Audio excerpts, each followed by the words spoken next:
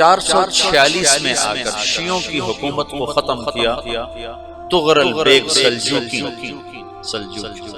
سلجوق مسلمانوں میں سے محمود غزنوی کے دور، سلجوق ان کے بڑے کا نام تھا۔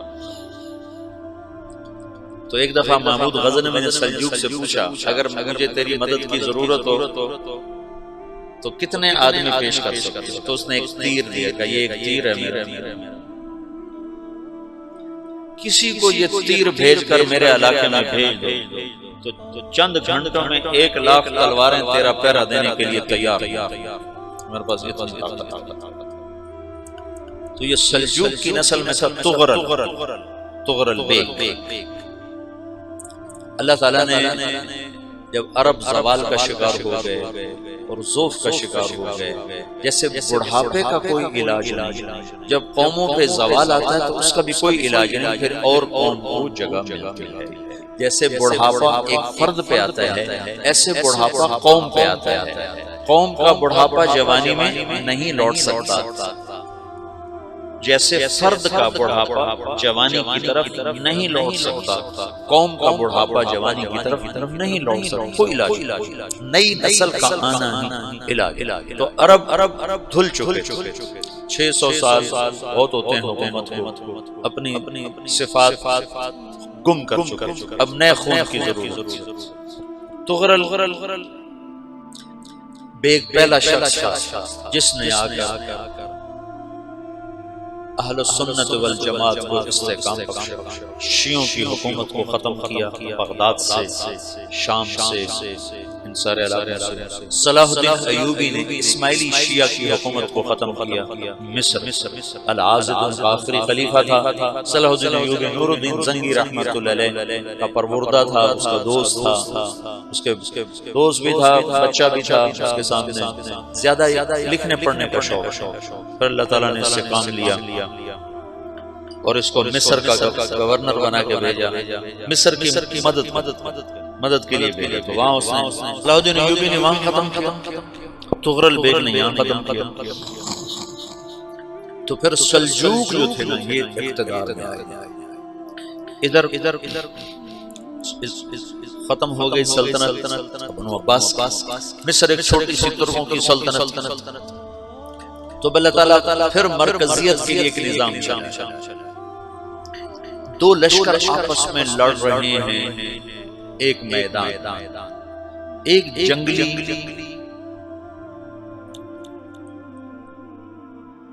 بدوؤں کا قافلہ، جنگل کے لوگ اپنے قبیلے کو لے کر، ایک جنگلی قبیلہ اپنے سردار کے ساتھ نقل مکانی کر رہا ہے ایک جگہ سے دوسری جگہ۔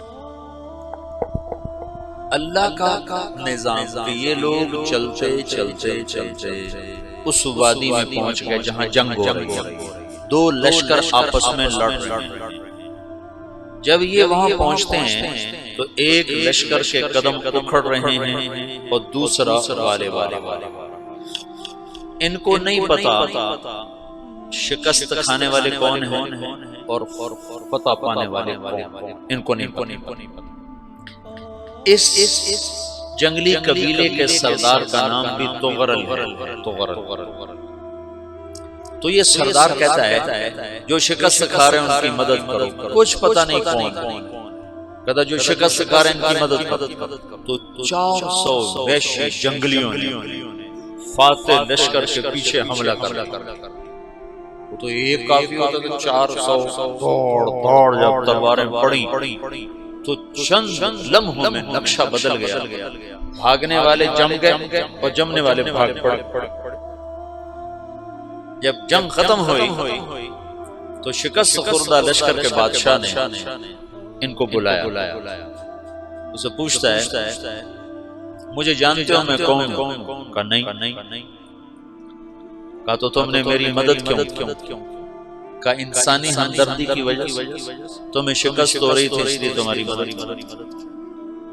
پھر اس نے اپنا تعارف کرایا، میں ہوں سلیمان سلجوقی ترکی کا بادشاہ، مسلمانوں کا لشکر تھا اور تاتاریوں سے شکست کھا رہا تھا، تاتاری فتح پا رہے تھے، مسلمان شکست کھا رہے تھے۔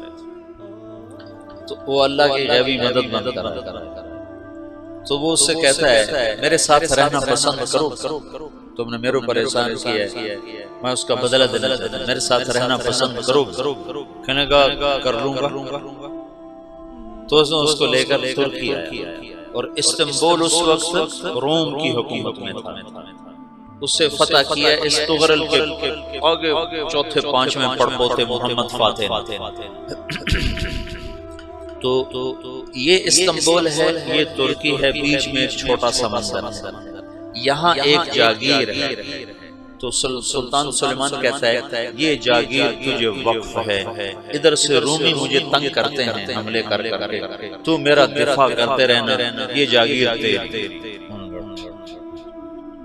اس جاگیر پہ اس نے اپنے قافلے کو آباد کر دیا، اپنے قبیلے کو، اور ایک چھوٹی سی حکومت بنا لی، جو ایک صوبہ سمجھو سلمان سلجوقی کا، وہ ایک چھوٹا سا صوبہ۔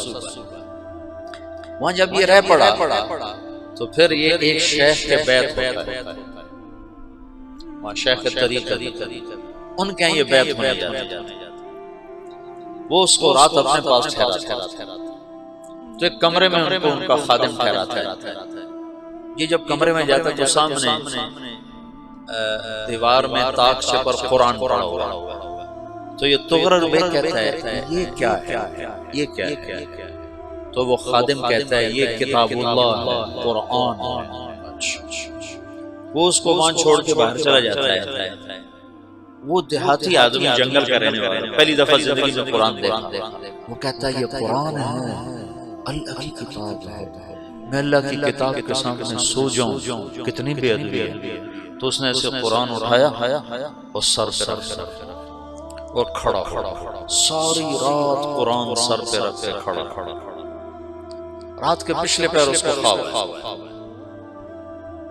کھڑے اس نے دیکھا کہ اس کی پشت سے ایک چاند نکلا، اور شیخ کی بیٹی کے سینے میں جا کے اتر، پھر اس لڑکی کے سینے سے ایک درخت نکلا جو پھیلتے